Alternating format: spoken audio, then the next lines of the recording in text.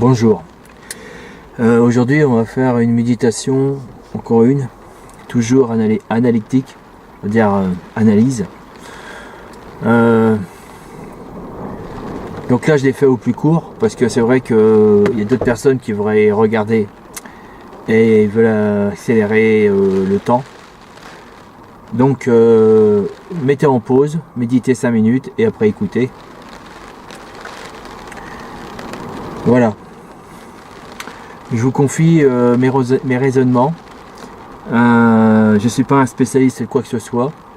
Simplement des raisonnements que j'essaye d'être le plus possible logique et en équation par rapport à l'être humain.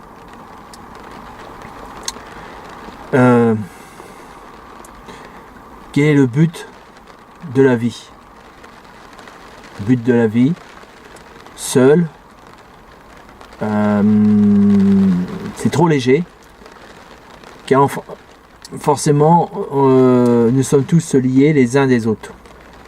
On a tous besoin de tout le monde et tout le monde se rend service à travers le travail quand on lui demande, bien sûr rémunéré ou pas, bénévole, bénévole bien sûr.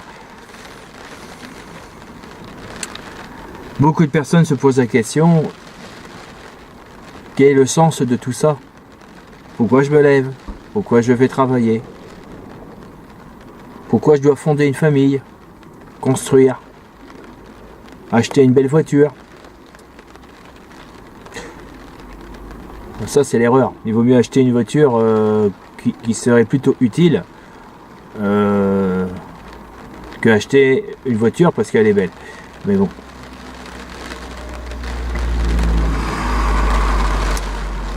À vrai dire, le but de tout ça n'est pas de se satisfaire soi-même, n'est pas amasser des richesses, ça vous en doutez bien. Être le plus beau, avoir la plus belle maison, le plus beau chien, acquérir beaucoup de plaisir à travers l'argent qu'on gagne par rapport au travail. Si on part de ce sens-là, on risque d'être très malheureux. On sera toujours en manque de quelque chose, mais on ne peut pas identifier pourquoi.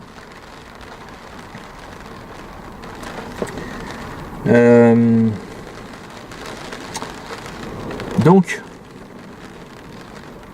quel est le sens de tout ça? J'ai fait des recherches là-dessus.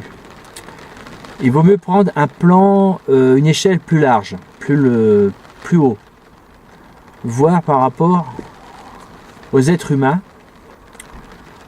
le but du groupe des êtres humains. Le problème, c'est qu'il y a énormément de choses qui sont faussées, qu'on nous a fait croire à travers la publicité, à travers les médias, les magazines, que pour être heureux, il faut avoir tout ça. Les bijoux, les baskets, la montre, le portable téléphone le plus développé. Et c'est quand même quelque part le côté pervers de la consommation, car nous vivons dans un système, comme ils disent, capitaliste, capital, c'est-à-dire qu'ils financent pas mal de projets pour en gagner le maximum. Et le problème, c'est que c'est encore un effet pervers parce que pour gagner un maximum, il faut faire beaucoup de publicité, convaincre, persuader les gens plutôt, s'acquérir pas mal d'objets, de biens, que tout ça c'est assez artificiel. Et ils nous perdent dans ce sens-là, et on amasse ça dans les greniers, dans les garages, dans les combles, dans les pièces à tout va. Et après quelques années que les choses sont technologiquement dépassées, des années très rapides, on les met à la déchetterie. Voilà. Parce qu'on essaye de les vendre, mais voilà. Mais les autres, ils veulent pas l'acheter parce que c'est une vieille chose pour eux. Et c'est pas dans le vent, pour la plupart des gens. C'est pas un reproche, hein, je reproche pas, hein, c'est une constatation. on est perdu dans tout ça, hein, ça arrive à tout le monde, hein, moi-même, et donc si on se pose pas la question, on peut toujours acheter, et voilà quoi, on rentre dans la consommation, même s'endetter. Voilà. Donc forcément, quand vous avez besoin de quelque chose, il faut bien réfléchir à plusieurs fois si vous pouvez vous en passer. Bon, et forcément, si vous ne pouvez pas vous en passer, dans ce cas-là, achetez-le. Mais faites le bon choix. Il ne faut pas acheter une chose qui est consommable, qui va se désagréger assez rapidement, ou tomber en panne au bout de quelques mois. Quelquefois, il est peut-être mieux d'acheter des choses anciennes qui sont aussi utiles, mais robustes. Voilà. Donc là, pour moi personnellement, il y a énormément d'êtres humains qui est aveuglé, saoulé, qui est fait exprès pour qu'on soit donc des consommateurs à l'état pur. Des consommateurs sans cervelle, quoi, quelque part. Voilà. C'est une caricature, hein, ne prenez pas ça pour une insulte, hein, voilà. C'est tout gentil, hein, ne vous inquiétez pas. Donc forcément, quel est le but de l'humanité? Nous arrivons, on est au début du 21e siècle. Il y a 17 ans, on est passé de l'autre côté du 21e siècle. Ça va être peut-être un siècle, et je pense, de tout cœur, soit c'est un siècle, tout va changer, si vous prenez conscience de tout ce que je vous dis, si ça peut vous inspirer, ou autre lecture, hein, vous n'êtes pas obligé de m'écouter, et si vous prenez conscience, tout le monde prend conscience de ce qu'on fait, car comme ils disent, ce que j'ai étudié, tout est lié, et toute cause a un effet, donc, essayons de faire les bonnes causes pour avoir des bons effets. Alors, donc je reviens, au 21e siècle, ça devrait changer. Pour que ça change, il faut que nous changions. Ça ne marchera pas avec un coup de loi, ça ne marchera pas en changeant de président de la République ou de roi ou ce que vous voulez. C'est nous tous qu'on doit prendre cette conscience-là. Et nous avons une grande chance, nous, occidentaux, c'est qu'on a les moyens de le faire. Voilà. Et voilà, et le sens. Quelle est la chose la plus utile qu'elle devrait faire l'humanité? Enfin, son but ultime. Évoluer. S'organiser. Protéger, mais tout. L'être humain, l'animal, la terre, l'insecte. Bah oui, si on continue à étaler ces saloperies dans la nature, vous savez bien que on a empoisonné la nature depuis 1800. Enfin un peu moins, mais assez rapide et en grand nombre à partir des années 60, en pleine expansion de l'industrie et du jetable. Voilà. Donc protéger et créer et surtout rechercher, apprendre, connaissance, science.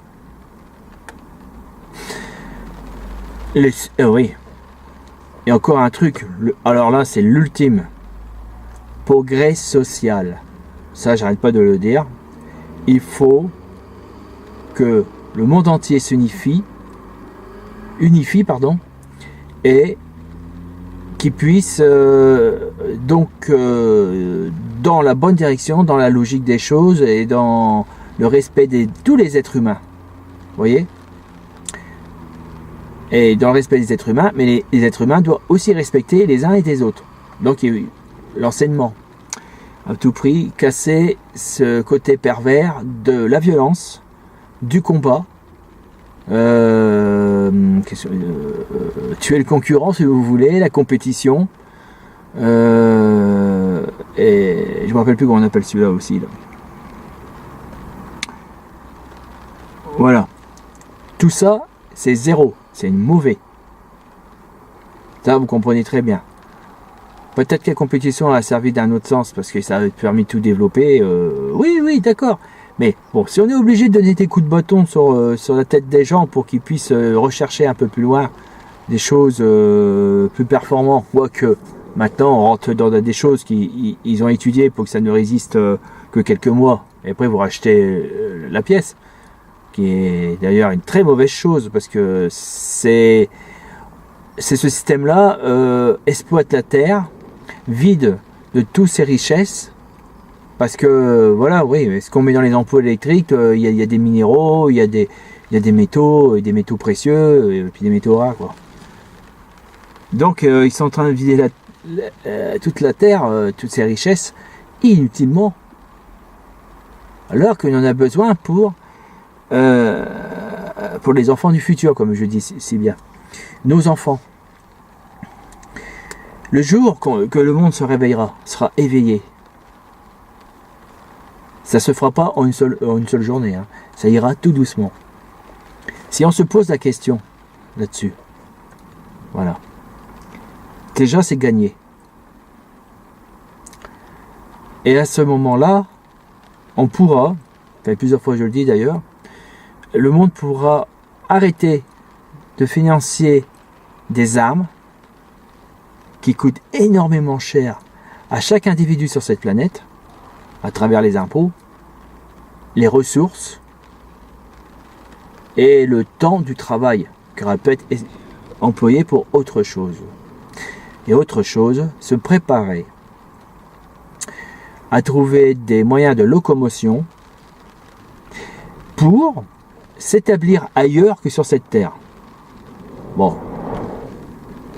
Il y aurait plusieurs planètes qui seraient susceptibles qu'on peut accueillir les êtres humains. Bon, il paraît qu'il n'y a pas d'air, il n'y a pas d'eau. Il y a des années, oh, il n'y a pas d'eau, vous pouvez y aller. Maintenant, ils disent, il y a de l'eau. Maintenant, ils disent, voilà quoi, que c'est bon, c'est possible. Alors, possible, mais bon, il faut qu'ils étudient, il faut qu'ils y travaillent. Mais il n'y a pas beaucoup de financement là-dessus parce que ça ne part pas dans le sens du monde actuel qu'on vit. Dans la consommation, le capital, et puis l'armement.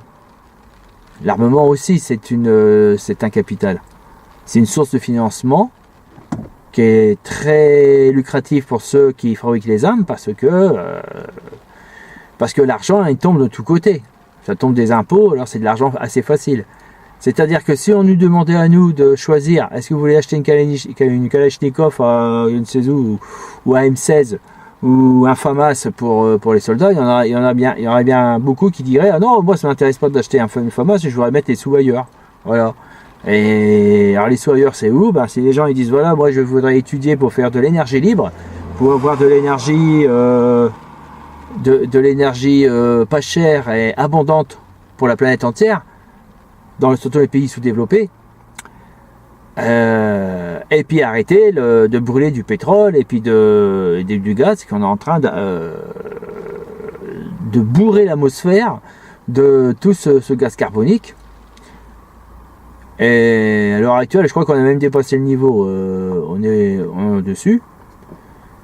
D'après les carottes glaciaires, les analyses, on a battu le score de beaucoup de concentration de gaz carbonique dans l'atmosphère qui provoque des dérèglements climatiques. Et voilà. Et c'est déjà ça nous donne déjà un élan pour faire quelque chose, pour modifier tout ça. Et on a le pouvoir de modifier tout ça. Si on est conscient de ce qu'on fait.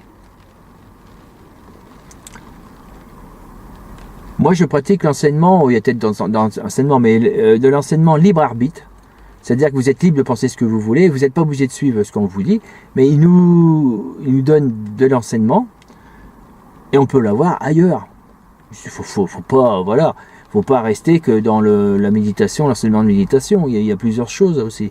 Il faut chercher, hein, et aussi donner vos idées, ce que vous avez trouvé, et partager. Donc voilà. Et pour moi, le but de l'humanité, c'est pas rester ici. Si on reste ici, c'est possible. D'accord. Mais il faut qu'on arrête de faire des bébés, parce qu'on est arrivé, je sais plus à combien, 8 à 9 milliards, peut-être un peu moins. Et, ah oui, non, c'est 7 milliards, pas loin de 8 milliards. 8 milliards. Et normalement, ça crée déjà des problèmes. Les problèmes ont déjà commencé il y a bien longtemps, par le nombre d'individus sur cette planète, qui, chacun de nous, on pollue. On a un impact sur l'environnement. Même si on fait attention, on pollue quand même. Parce que bon, bah, notre système de société n'est pas adapté vraiment au point pour récupérer tout ce qu'on n'a pas besoin. Mais bon, bah, y a déjà les déchetteries, c'est déjà un bon départ. Il faudrait que ça continue. Et désolé.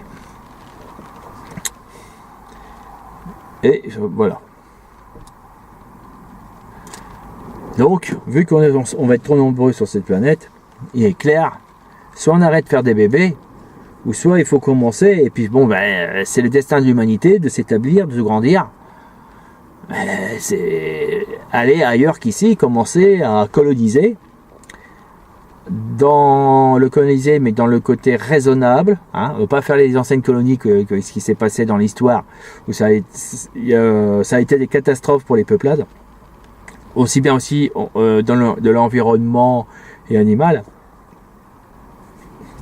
Mais là, bon, bah, si on va sur la Lune, on n'a rien à craindre, hein, il n'y a pas tout ça.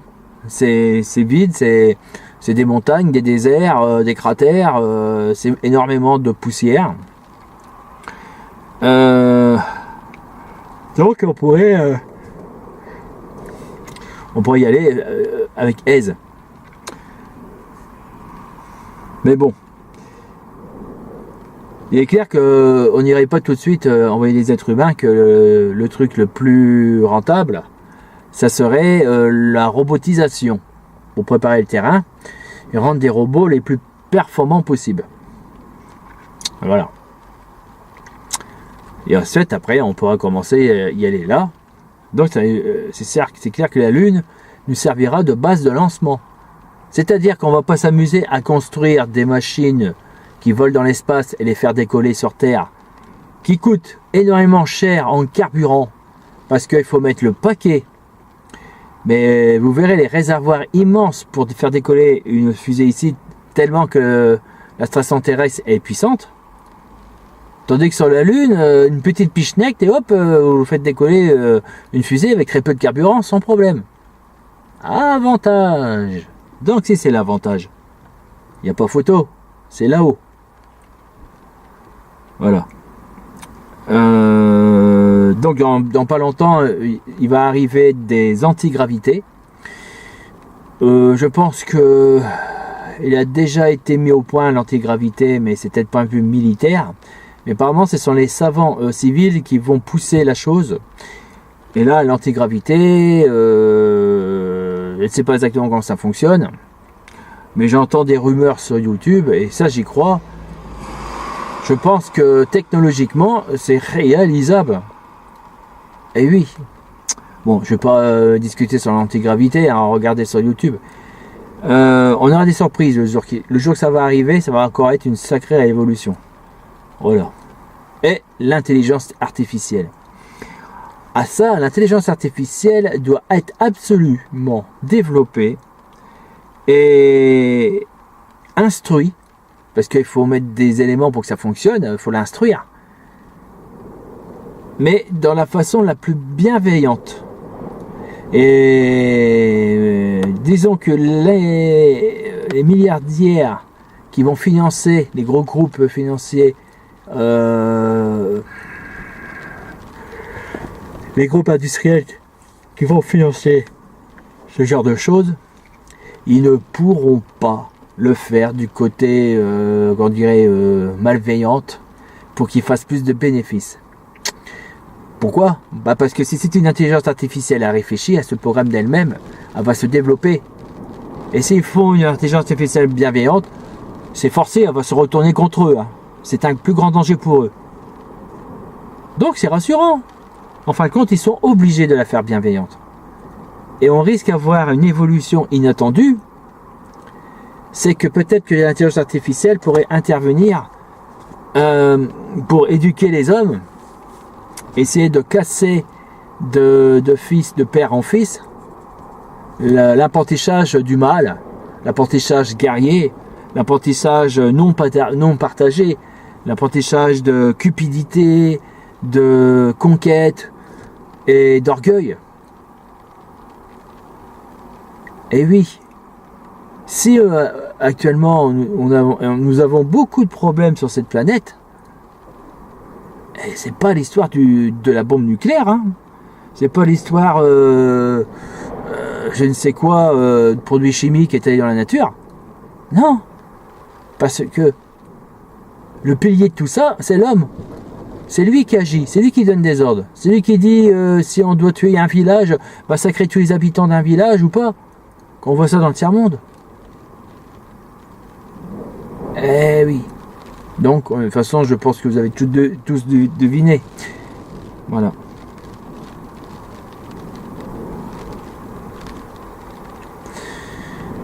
Eh oui.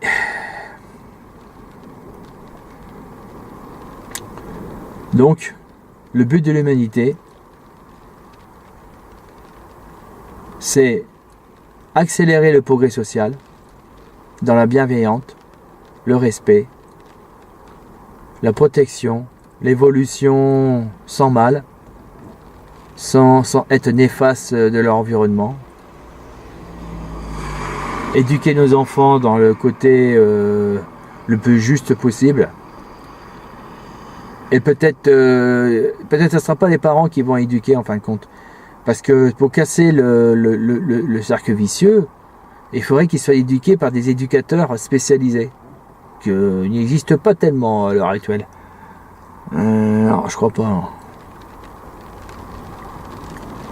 Ce que je vous raconte là, c'est quand même... c'est un peu comme une révolution, quoi. Enfin, une révolution de la mentalité. Je ne suis pas tout seul de le dire. Hein. N'ayez crainte, il y a beaucoup de gens que je parle dans leur sens. Ouais. J'ai pas inventé la poudre.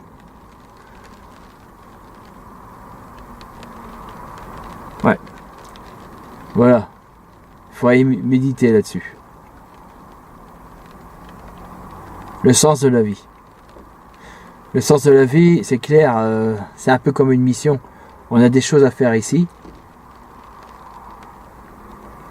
Tout en se posant de temps en temps pour boire une petite tasse de thé ou de café avant de retourner au travail. Mais si on travaille, c'est certainement pas pour nous. C'est logique. Parce que tout ce qu'on fait, on l'emportera pas au paradis. Hein, enfin, le paradis. C'est ce qu'ils disent les catholiques. Enfin, on l'emportera pas dans notre mort. Donc, il faut qu'on fasse des choses le mieux possible pour, en pensant dans notre tête que c'est pour les enfants futurs, pour le futur. Voilà.